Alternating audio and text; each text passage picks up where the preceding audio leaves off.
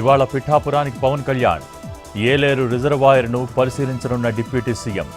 వరద ముంపు ప్రాంతాల్లో పర్యటన.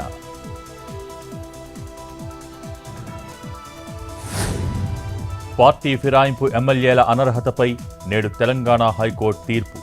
బీఆర్ఎస్ పిటిషన్పై ఇప్పటికే వాదనలు పూర్తి చేసిన న్యాయస్థానం.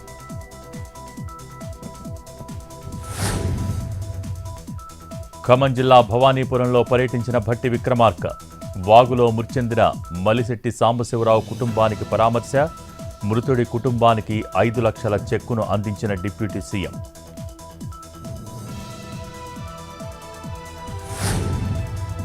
తెలంగాణలో 4 రోజుల పాటు భారీ నుంచి అతి భారీ వర్షాలు.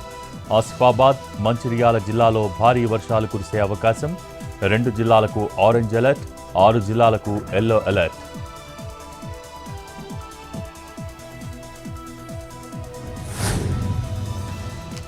మెదక్ జిల్లాలో మంజీరా నదికి వరద ఉధృతి. 7 పాయల వనదుర్గామాత ఆలయాన్ని చుట్టుముట్టిన నీరు. గర్భగుడి దర్శనాలు నిలిపివేసిన అధికారులు.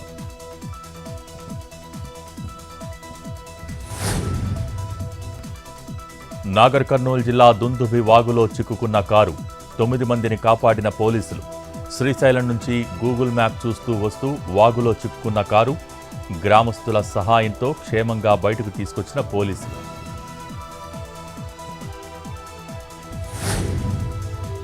విజయనగరం జిల్లా శృంగవరపు కోటలో పొంగిన మద్దివాగు. పోతనాపల్లి, సొంతగైరంపేట ప్రజలు సురక్షిత ప్రాంతాలకు తరలింపు.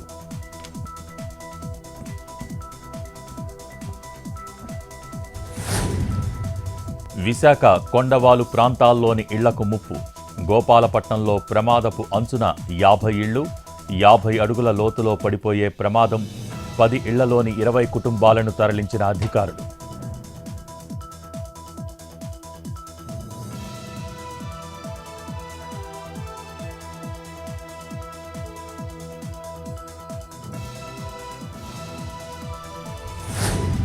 నాగార్జున సాగర్ ప్రాజెక్టుకు కొనసాగుతున్న వరద ఉధృతి.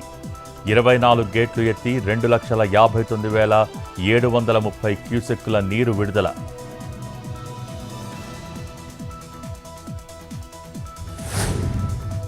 తుది దశకు ప్రకాశం బ్యారేజ్ గేట్ల మరమ్మతులు.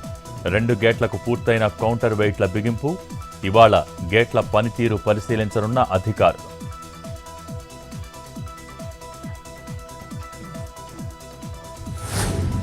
వరంగల్ జిల్లా కమలాపురంలో సాగుతున్న బిల్ట్ ఫ్యాక్టరీ కూల్చివేత. భారీ భవనాలను బాంబులతో కూలుస్తున్న పిన్క్వెస్ట్ కంపెనీ.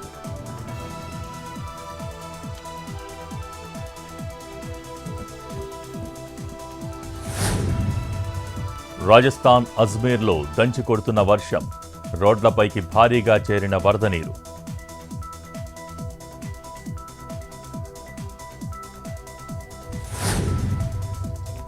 జమ్మూ కాశ్మీర్ రాజౌరీలో హై అలర్ట్. భద్రతను కట్టుదిట్టం చేసిన భద్రతా దళాలు. రాబోయే అసెంబ్లీ ఎన్నికల సందర్భంగా చర్యలు.